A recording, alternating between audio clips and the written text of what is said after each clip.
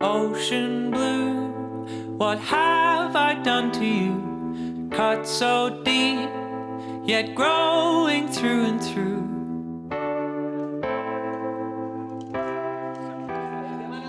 Per ser la primera vegada que es fa el Correbari amb aquesta modalitat multicolor, crec que està sent un absolut èxit, senzillament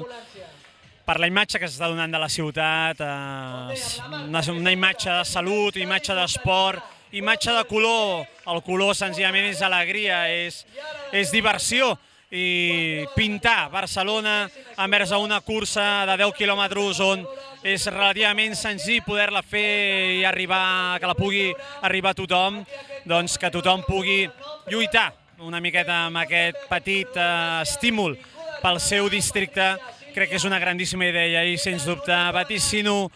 un futur bastant llarg per aquesta cursa que és del Correbarri.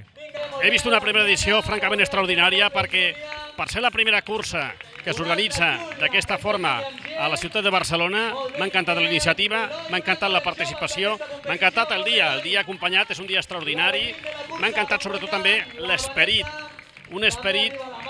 jove, amb ganes, optimista, somrient. Això s'hauria de ser, això igual s'hauria de fer, no cada diumenge, perquè perdria la gràcia, però de forma més regular a la ciutat de Barcelona, que una vegada més ha fet palès el seu tarannà de voluntariat i de ganes de fer esport. Barcelona és l'hòstia, i amb el Correbarri més encara. Doncs jo crec que aquesta primera cursa ha anat molt bé, el temps ha acompanyat, la gent està contenta, sobretot a l'arribada, i jo crec que és una cursa diferent, amb molt de colorido, sobretot per les samarretes, i jo crec que això serà una prova de futur. Hola, doncs la Cristina Brondo, la madrina del barri de Sant Martí, que ha guanyat, i estic supercontenta perquè això ha sigut molt emocionant, l'organització s'ho ha currat mogollon, està tot perfecte, mil·limetrat, la gent està superentusiasmada, molt emocionada, i el més impressionant ha sigut la quantitat de colors de tots els barris, molt maco, molt alegre, i per ser el primer any, 10 puntos, xicos, felicitats.